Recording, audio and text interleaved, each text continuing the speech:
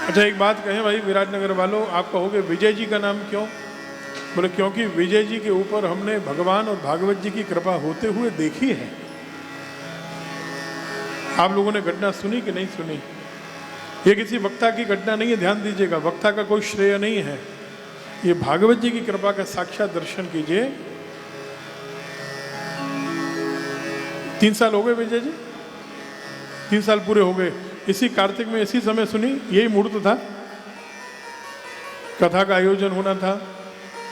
ध्यान से सुनिएगा, जिन्हें भागवत पर और भगवान पर भरोसा नहीं है उनके लिए कथा का आयोजन होना था। और विजय जी बहुत बीमार हो गए, उनको श्वास लेने में बड़ी परेशानी थी। और हमारे पास तो ये खबर आने लगी कि वो बेहोश हैं और कथा का आयोजन होगा ही नहीं। लेकिन जब विजय जी को होश आता था तो वो अपने बच्चों से और पत्नी से एक बात कहते थे कि देखो भाई, मैं रहूं ना रहूं, मुझे कुछ हो भी जाए तो भी कथा तो, बोलो तो, इधर ध्यान दो, कथा तो करनी है।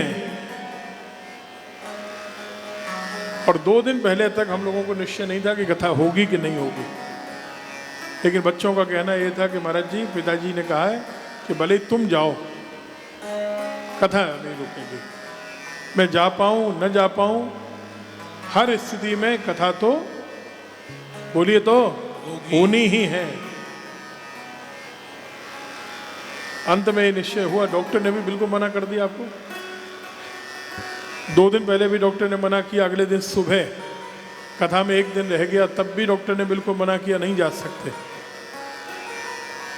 और आप देखिए कि भगवान की ऐसी कृपा कि शाम को वही डॉक्टर कहता है कि आप जाइए, कथा के लिए जाइए। और उस समय भी परिवार को और सबको ये लग रहा था कि केवल आएंगे, पूजन करेंगे, 1 दिन कथा सुनेंगे और लौटना पड़ेगा। हम लोग ऑक्सीजन कंसंट्रेटर का बैंक चलाते हैं वहाँ, तो हमने वहाँ 2 कंसंट्रेटर रखे थे और आज भी वहीं हैं। विजय जी अभी लौटा के नहीं लाए हम आज तक, वो वहीं दे दिए। फिर तो पृथ्वी जी वो 2 कंसंट्रेटर रखे कि विजय जी को समस्या नहीं हो। सिलेंडर रखा गया अलग से ऑक्सीजन का, इनको समस्या नहीं हो। बगल में मशीन रहती थी। और आपको आनंद होगा कि जो 1 दिन की कथा के लिए आए, कुछ समय के लिए आए, उन्होंने 7 दिन कथा सुनी। और आनंद होगा कि एक भी दिन ना इनको मशीन प्रयोग करनी पड़ी, ना सिलेंडर प्रयोग करना पड़ा और ना आज तक प्रयोग करना पड़ा, एकदम स्वस्थ हैं आज तक। अरे जब भगवान आ गए, जब भागवत जी प्रारंभ हो गई और भगवान की कृपा होने लग गई, जब भगवान से हमारा मिलन हो गया, भगवान आके हमारे यहाँ विराजमान हो गए, तो फिर हमारा कोई क्या बिगाड़ने वाला बता? काल उसका क्या करे जिसका रक्षक हो।